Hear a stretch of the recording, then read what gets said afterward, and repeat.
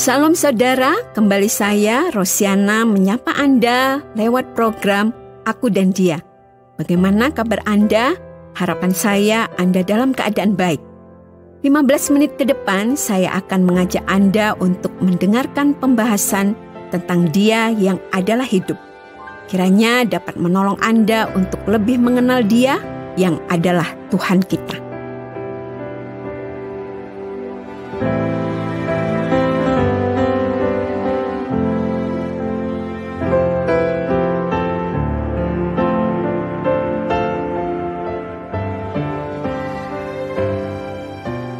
Ketika saya masih belajar di sekolah teologi, ada seorang teman saya di sana yang setiap kali diminta bahan doa, selalu memberikan bahan doa berupa pengucapan syukur tentang satu hal yang menurutnya paling penting.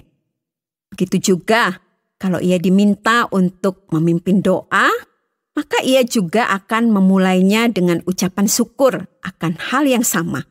Selalu begitu. Tidak peduli apakah dia diminta untuk membagikan pokok doa di pagi hari, atau di ibadah harian, atau bahkan di ibadah umum. Ia selalu memulai doanya dengan mengucap syukur bahwa ia dan semua yang hadir di dalam ruangan itu masih diberi kehidupan. Bagi kami, teman-temannya, tentu saja hal itu menjadi sesuatu yang menarik perhatian. Tentu saja, karena kami hadir di dalam ruangan itu bersama-sama dengan dia, hal itu secara otomatis berarti kami semua masih hidup. Juga, kalau kami semua hadir di dalam acara ibadah di hari Minggu, itu karena kami masih memiliki nafas hidup. Tetapi ia tidak bergeming.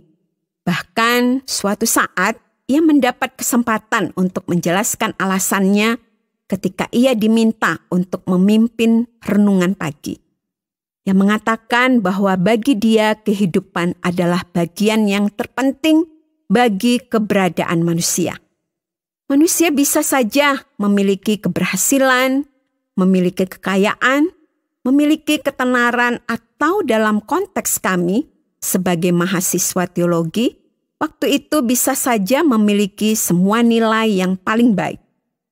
Tetapi kalau ia tidak bangun di pagi hari karena ia tidak lagi memiliki nafas hidup, maka semuanya itu akan sia-sia. Semua pencapaian dan semua kepemilikan yang ada padanya akan menjadi tidak berarti sama sekali kalau ia tidak lagi hidup.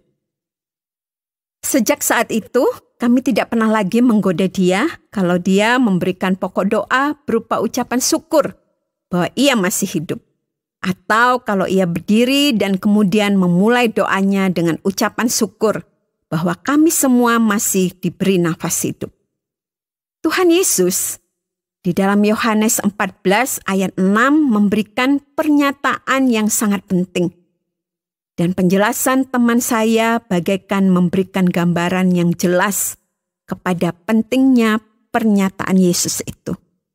Yesus mengatakan, "Akulah jalan, kebenaran, dan hidup." Seorang teolog pernah mengatakan, tanpa jalan tidak akan ada perjalanan. Tanpa kebenaran tidak akan ada hikmat dan pengetahuan. Tanpa hidup tidak akan ada kehidupan. Saya sangat setuju dengan pernyataan yang nampak sederhana ini.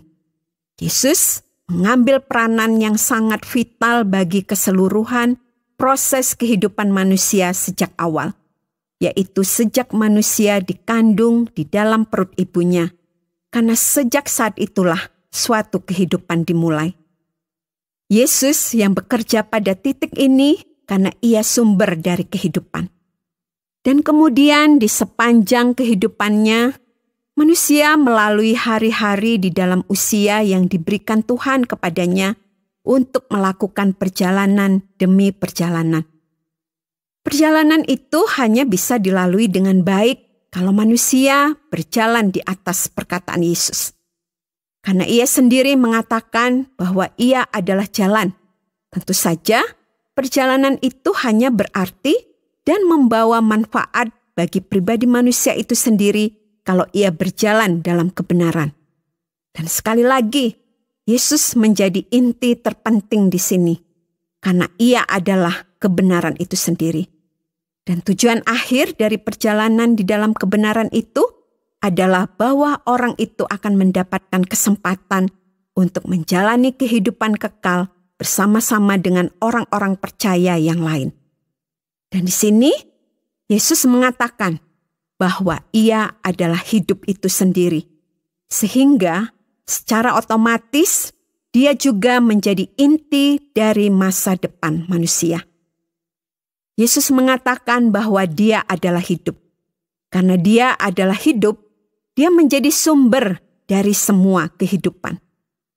Dari dialah segala kehidupan bermula dan karena keberadaannya lah, maka kehidupan itu terpelihara. Kalau kita memperhatikan Injil Yohanes, maka pemahaman tentang Yesus adalah hidup dimunculkan beberapa kali. Yang pertama, di dalam Yohanes 1 ayatnya yang keempat. Dalam dia ada hidup dan hidup itu adalah terang manusia. Di sini Yohanes menjelaskan bahwa hidup itu ada di dalam Yesus. Artinya sangat jelas. Sederhananya, orang bisa saja nampak seperti normal dan memiliki keadaan yang baik-baik saja. Mungkin tubuhnya segar dan ia cukup kaya dan berkecukupan. Tetapi kalau ia tidak memiliki Yesus, maka ia tidak sungguh-sungguh hidup. Ia hidup secara jasmani dan sehat secara fisik, tetapi ia sebenarnya tidak hidup di dalam rohaninya. Secara lebih khusus lagi, Yohanes 5 ayat 39 dan 40 menuliskan, "Kamu menyelidiki kitab suci, sebab kamu menyangka bahwa olehnya kamu mempunyai hidup yang kekal. Tetapi walaupun kitab-kitab suci itu memberi kesaksian tentang aku, namun kamu tidak mau datang kepadaku untuk memperoleh hidup itu." Dengan tegas, Tuhan Yesus mengatakan bahwa pemahaman dan penyelidikan manusia akan kitab-kitab suci tidak memberikan kehidupan kepada mereka. Artinya, ketaatan kehidupan keagamaan bukanlah cara untuk mendapatkan kehidupan. Bahkan, memiliki pengetahuan tentang Yesus dan bisa menjadi pakar dalam membahas tentang Alkitab dan tentang Yesus juga bukan jalan kepada hidup itu. Tuhan Yesus mengatakan bahwa bahkan di antara orang-orang yang demikian, kalau mereka tidak mau datang kepada Yesus, maka mereka tidak akan memperoleh hidup itu. Lalu ayat yang juga sepadan dengan Yohanes 14 ayat 6, kita bisa melihatnya dalam Yohanes 11 ayat 25. Jawab Yesus, "Akulah kebangkitan dan hidup. Barang siapa percaya kepadaku, ia akan hidup walaupun ia sudah mati." Ketika Lazarus sahabatnya mati, Yesus datang ke kubur dan berbicara mengenai kebangkitan Lazarus. Saudara perempuan Lazarus yang adalah seorang yang percaya berpikir bahwa Yesus sedang berbicara tentang kebangkitan di akhir zaman. Dan saat itulah Yesus mengucapkan bahwa dialah kebangkitan dan hidup. Dan bahwa orang-orang yang percaya kepadanya akan terus hidup karena mereka sudah memiliki kehidupan itu sendiri. Betapa mengerikannya kehidupan yang dijalani tanpa Yesus.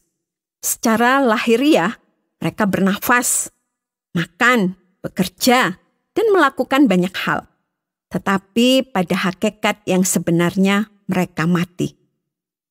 Dan bukan hanya itu, mereka juga akan mengalami kematian di dalam kekekalan. Semua itu terjadi karena mereka tidak memiliki Yesus yang adalah hidup itu sendiri. Dan yang lebih jelas lagi, Yohanes menuliskan di dalam suratnya, yaitu dalam 1 Yohanes 5 ayat 12 dan 13.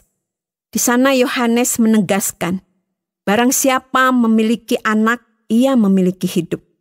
Barang siapa tidak memiliki anak, ia tidak memiliki hidup. Semuanya itu kutuliskan kepada kamu, supaya kamu yang percaya kepada nama anak Allah tahu bahwa kamu memiliki hidup yang kekal. Dari semua ayat itu, ada beberapa kenyataan yang sangat tegas dijelaskan oleh Yohanes. Kenyataan yang pertama adalah bahwa sebenarnya hidup manusia bukanlah miliknya sendiri.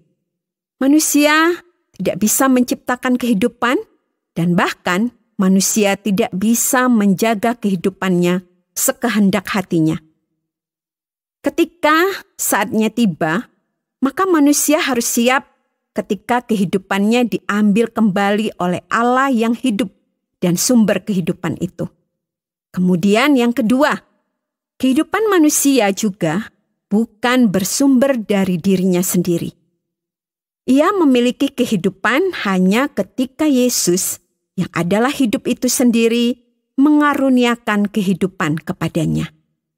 Dan memang hanya Yesus yang bisa menganugerahkan kehidupan kepada manusia, baik kehidupan untuk masa sekarang maupun terlebih jelas lagi kehidupan kekal yang akan datang. Yang ketiga, kehidupan yang sejati yaitu kehidupan yang tetap dimiliki bahkan setelah kematian. Hanya diberikan oleh Yesus kepada mereka yang percaya kepada nama anak Allah. Artinya, mereka yang menerima Dia sebagai juru selamat pribadi, mengakui kuasa kematian dan kebangkitannya, serta menerima keilahiannya sebagai Tuhan atas segala Tuhan dan Raja di atas segala Raja. Maka mereka yang akan menerima kehidupan kekal itu.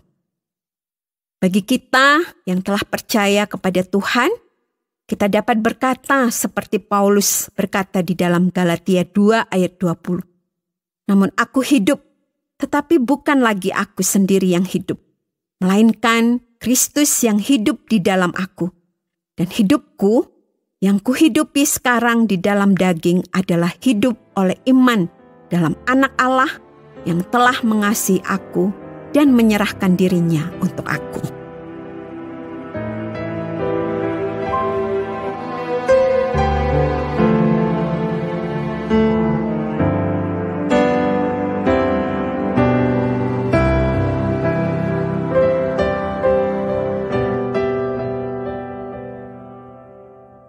Terima kasih Anda sudah mengikuti pembahasan kita mengenai perkataan Yesus bahwa Ia adalah hidup. Kalau kita sudah menjadi percaya kepada Yesus, kita bersyukur karena Ia sudah memberikan kehidupan kekal sehingga kita bisa yakin bahwa kita memiliki kehidupan kekal. Namun jika Anda masih belum merasa yakin akan hal itu, saatnya untuk membaca kembali ayat-ayat tentang hal itu. Namun jika Anda merasa perlu mendapatkan penjelasan lebih lanjut tentang hal itu, kami siap mendampingi Anda menempuh perjalanan kebenaran untuk mendapatkan kehidupan kekal itu. Anda dapat menuliskan surat kepada program Aku dan Dia, Tromol Pos 261, Batu 65302 Jawa Timur.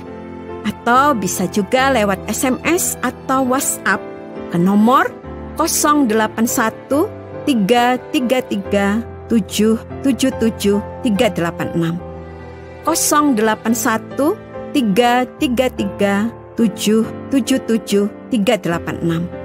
Sampai jumpa, Tuhan Yesus memberkati.